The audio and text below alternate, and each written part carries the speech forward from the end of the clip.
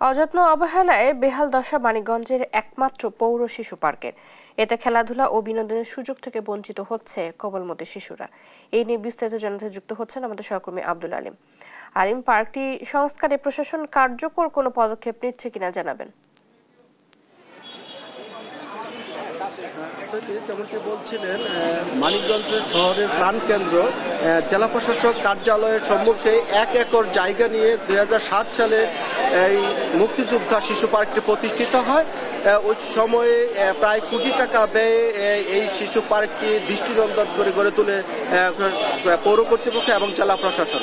তো এর পরপরই কিন্তু অযত্ন এবং অবহেলায় এই পৌর শিশু পার্কটি কিন্তু বেহাল দশার পরিণত হয়েছে। ময়লা আবর্জনা এবং যে বাচ্চাদের জন্য যে ভাস্কর্য এবং খেলাধুলা রয়েছে সেগুলো প্রায় ভেঙে চলে গিয়েছে।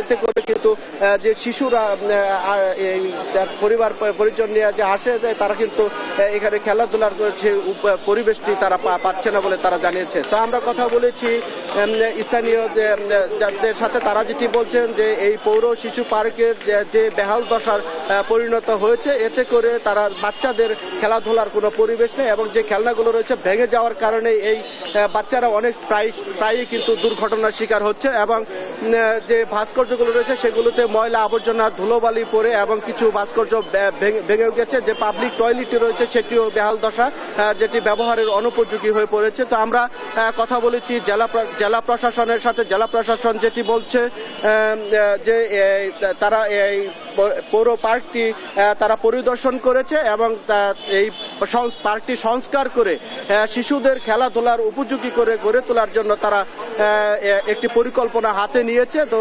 বরাদ্দ সাপেক্ষে তারা এটিকে ব্যবস্থা নেবেন। তো পৌরবাসীদের যে অভিযোগ সেটি হচ্ছে যে এই শিশু পার্কটি বেহাল দশা এবং ময়লা আবর্জনা এবং জঙ্গলে ভরে যাওয়ায় উঠতি বয়সের ছেলেমেয়েরা কিন্তু এখানে এসে অসামাজিক কার্যকলাপ করে থাকে এবং মাদক সেবীদের আড্ডা কারখানায় পরিণত হয়েছে বলে তারা অভিযোগ করেছেন।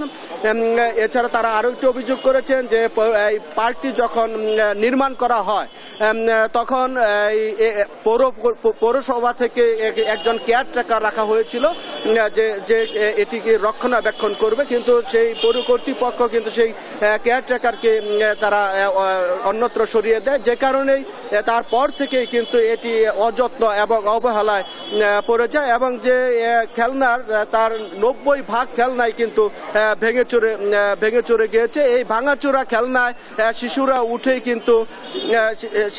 উঠেই কিন্তু তারা অনেক সময় আহত হচ্ছে, হাত কাটছে, এরকমও কিন্তু তারা আমরা দেখতে পেয়েছি। এবং পৌরবাসীদের দাবি এবং যে শিশুদের নিয়ে যে অভিভাবকরা আসছে তাদের দাবি যে এই সংশ্লিষ্ট কর্তৃপক্ষ যেন অতি দ্রুত এই পৌর পার্কটি যেন সংস্কার করে ব্যবহার উপযোগী করে এবং কোমলমতি শিশুরা যাতে এখানে বিনোদন করতে পারে তার ব্যবস্থা করার দাবি জানিয়েছেন। তো চৈতি, এই ছিল আমার কাছে মানিকগঞ্জের একমাত্র যে মুক্তিযোদ্ধা শিশু পার্ক যে বেহাল দশা তার সর্বশেষ খবর।